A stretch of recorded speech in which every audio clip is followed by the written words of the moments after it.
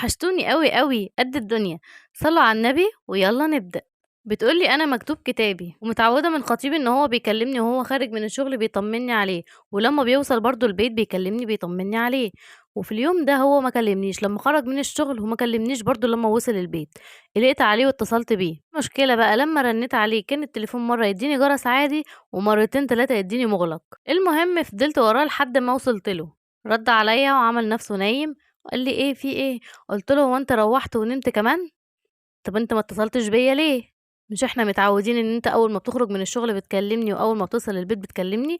ايه اللي حصل؟ المهم راح قافل السكة في وشي وانا بكلمه، وما هموش خالص ان انا بتكلم معاه. وانا برضو رحت رنيت عليه تاني عايزه اعرف ماله في ايه، قفل السكة في وشي ليه. رنيت عليه تاني رد عليا وقال لي والله العظيم لو اتصلتي بيا تاني لهزقك، ترنيش عليا خالص دلوقتي. ماشي كنت سبتيه بقى، سيبيه مثلا عشان شكله معاه حاجة او معاه حوار او مخنوق من حاجة كده يعني. ازاي بقى؟ لازم ايه؟ ننكش كده، ما بنرتاحش غير لما نقعد ننكش كده، نخليهم يطلعوا بصي اوحش حاجة عندهم. المهم يلا نكمل. اللي بعدها بساعة لقيته متصل بيا وراح قايل لي والله العظيم انت ما بتمشيش غير بالتهزيق، انت اصلا ما عندكيش كرامة. وقعد يديني بقى ايه من المنقي يا خيار، قعد يديني شوية كلام زي السم. وقلت يا ريتني ما كنت اتصلت خالص. انت بقى هو ده اللي انا كنت بقوله لك، انت واحدة ما بتمشيش غير بالتهزيق وبقلة الادب، لازم اقل ادب عليكي عشان تسكتي. قمت ما بقتش عارفة ارد عليه ولا من فوق ولا من تحت، سكت خالص لحد ما هو قفل. هو اللي قفل كمان. ده انتي عايزة مش عارفة اقولك ايه. وبعدها بساعة اتصل بيا تاني. هو كل شوية بعدها بساعة بيسيبك ساعة وبعد كده يتصل.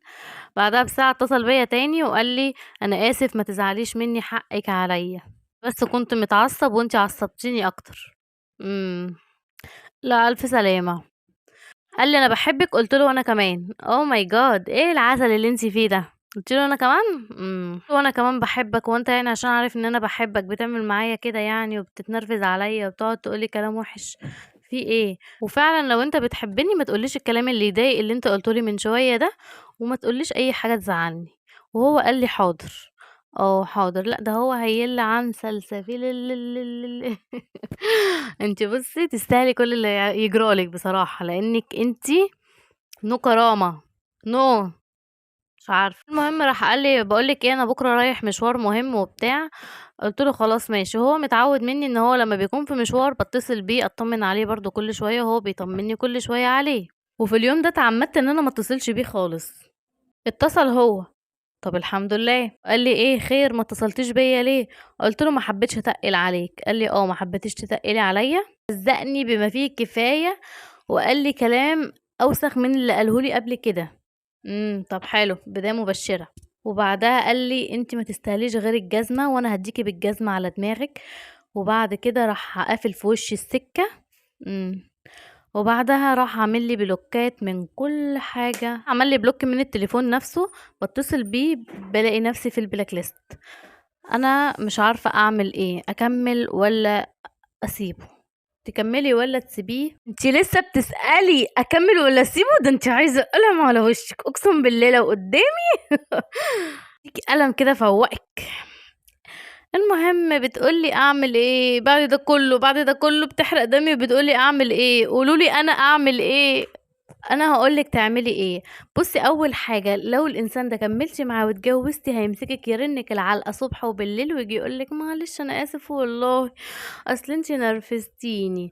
دي حاجه. تاني حاجه اي حاجه هيعملها فيكي ممكن يهينك قدام الناس عادي مش هيفرق معاه، ويجي بعد كده في البيت يقولك معلش انا اسف غصب عني زلة لسان ما اعرفش ايه. فانت اللي اخدتيه على كده وانت اللي خليتي نفسك معاه ما عندكيش كرامه مالكيش كرامه معاه خالص. ان هو يقفل السكه في وشك وانت ترجعي ترن عليه وتتحايلي انا اسفه ومش عارفه ايه والكلام ده. هو لسه مش جوزك، انتوا يا دوب كاتبين الكتاب، فانت ممكن تقدري تخلعي منه في ثانيه. لسه الحمد لله لا ربطك بيه عيال ولا ربطك بيه بيت ولا ربطك بيه اي شيء خالص غير انكم كاتبين كتاب بس. ودي اوحش حاجة ان الواحد بيعملها انه يكتب الكتاب قبل الفرح بكتير مثلا. فلا تبقي مربوطة بيه خلاص. فانت دلوقتي تعملي ايه؟ تسيبيه خالص خالص خالص. تقول لهم بقى أي حاجة في البيت، تقول لهم أنا مش عايزاه خلاص. البني آدم ده بيعاملني أسوأ معاملة من قبل ما أخش بيته، أمال لمّا أخش بيته بقى هيعمل فيّا إيه؟ لأ، ده ما يتكمّلش معاه خالص. ده لو كمّلتِ معاه أقسم بالله هيرقعِك علقة الصبح وبالليل. وشوفي كلامي هيبقى صح، وبعدها هييجي يقول لِك أنا آسف، حقِّك عليَّ ما تزعليش منّي. بس أنتِ بقى ساعتها هتبقي مُجبرة إنِّك تعيشي. ليه بقى؟ هتكوني مثلًا حامل، هتكوني ولدتِ، هتكوني أي حاجة، فهتكوني بقى إيه، مُجبرة إنِّك تعيشي. فدلوقتي أنتِ لسه خفيفة ولسه على الطيارة، لسه من برّه، لسه ما دخلناش البيت من جوّه، فنقدر نسيبه في ثانية إلا ثانية. في 100,000 راجل على وش الكرة الأرضية محترمين، ممكن ربنا يرزقِك بواحد منهم. بس النوعية دي آآ لأ، لأ يعني لأ بجد والله. واسمعي كلامي، وطبعًا يا جماعة فيدوها في الكومنتات برأيكم.